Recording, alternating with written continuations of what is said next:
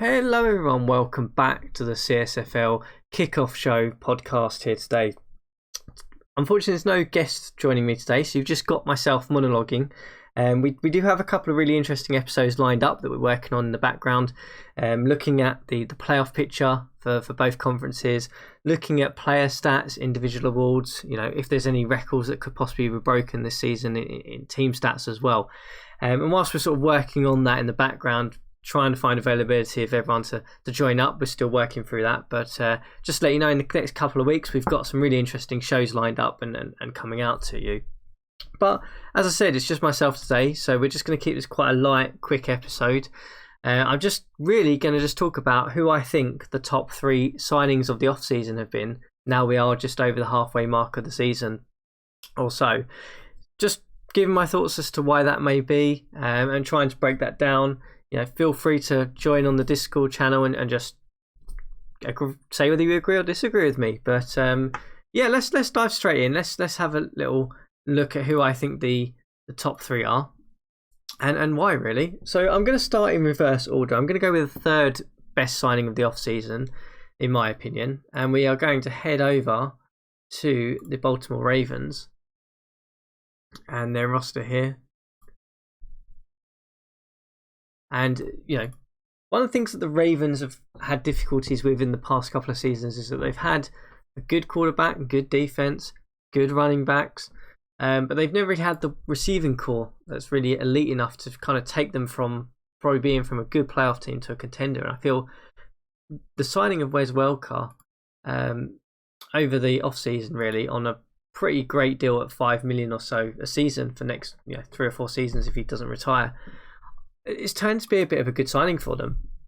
Reason being is very simply is Wes Welker may not be the elite player that he was a couple of seasons ago, but he certainly is still elite at the moment in certain areas, in the sense that his agility, his hands are still great. His speed's not quite there anymore. He doesn't have that sort of elite post-90 speed that he had at the beginning of the CSFL, but he's still a very, very good receiving option.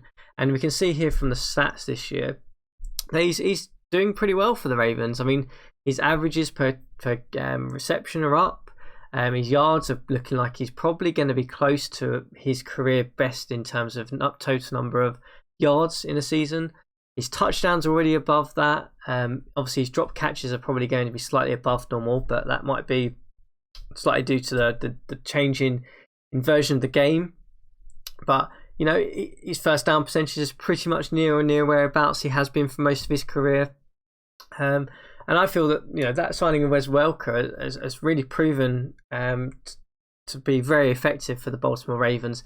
And I think that maybe if they, if we do sit here at the end of the season and we talk about if the Ravens do win a Super Bowl, because they are up there certainly this year, this signing of Wes Welker may well be one of the things that Dennis, the GM of the Ravens, points out as probably being one of the things that help them get there, really. So that's my number 3 on the list.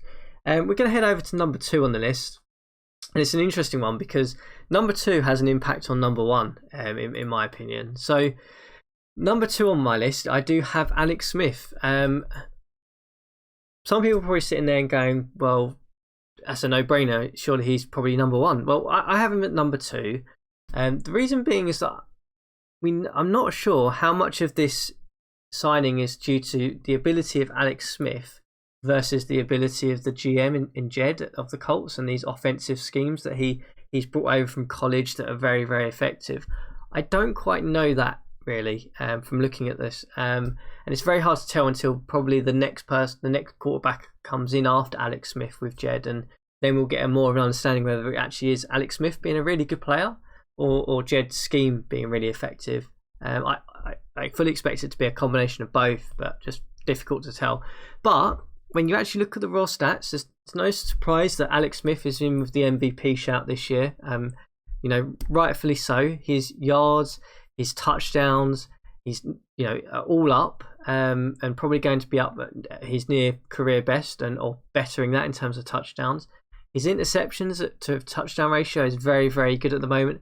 And his quarterback rating has just gone through the roof this year in terms of where we've seen him in Miami and in San Francisco. So no surprise that Alex Smith is number 2 on my list. I think, we can sit here and say, well, he's on 10 million now. It's going up. Obviously, the cap is going up relative to that.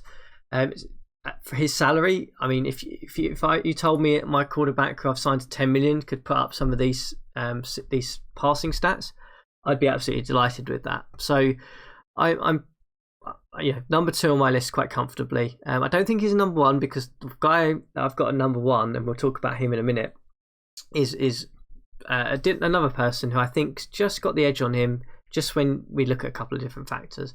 The only thing I would say about the Colts is that it's interesting that his sack numbers are probably going to be slightly below his what he's had in other teams. Whether that has had much an impact, he's probably got a slightly better line than he may have had with what was a rebuilding Dolphins and a rebuilding 49ers at the time.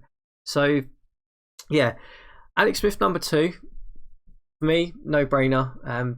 Been one of the main driving forces for the Indianapolis Colts this year. And a reason why they are being considered as not just a playoff team. I know they're in a tough division, but if they get into the playoffs, they will instantly be considered as a team with a shout of probably getting to the Super Bowl, I would imagine.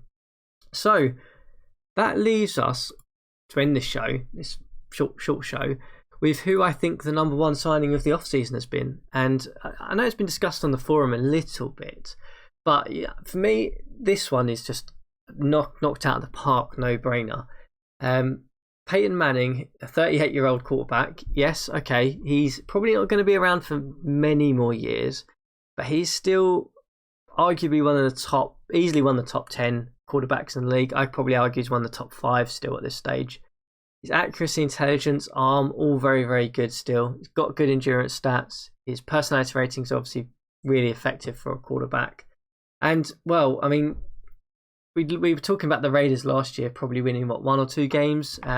Coming into the season, saying, well, this Raiders team, even with the signing of Manning, probably would only win 4 to 5 games. I think a lot of people sort of said for the Raiders. Probably won't be in with a shout of winning the division. Well, they are in with the shout of winning the division. There's no, that's surprising to everyone. I think at 6-4, they are in really good shape to try and take that division against a really, really competitive Denver Broncos, Kansas City team, and Chargers team that's appeared this year.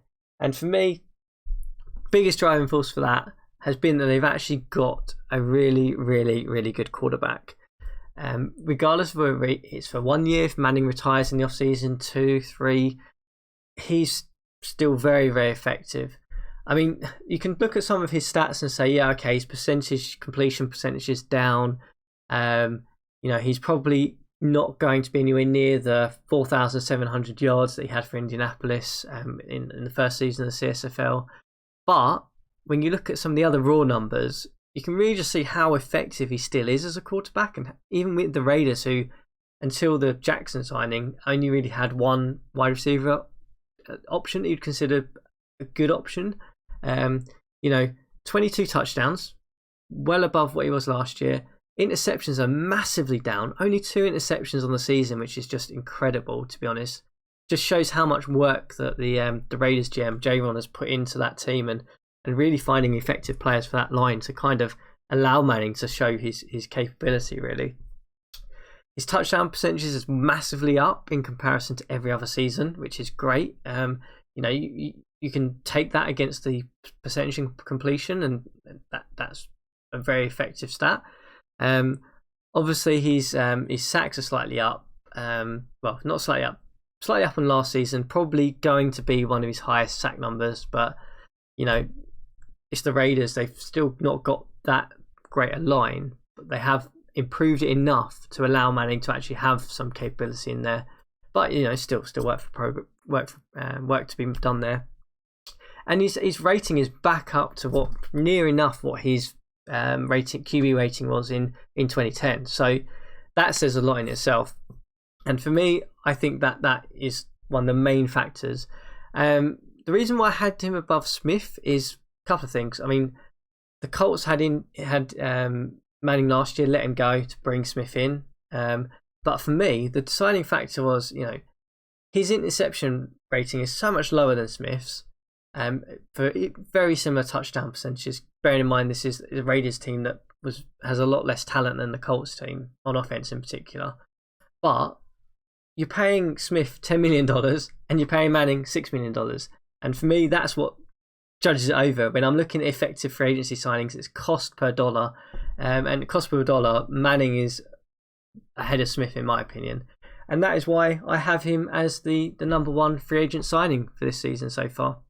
We'll see how the rest of the season plans out, whether it stays like this, whether there's another player who emerges in terms of signings. But, for me, that's my top three at the moment. Really interested to hear what you guys have. Do you agree with me? Is there someone else that you've got down on your list who might be warranting going into my top three? Great to hear what your thoughts are. And as I said, we'll be back in a short while with a lot of different detailed episodes with some different guests, looking at the playoff runs, looking at player stats, looking if there's any records that might be broken in the CSFL this year. And we've got all those great things coming over the next couple of weeks to you all. But for now, enjoy your weekends. Let's see if Manning can keep this up with the Raiders.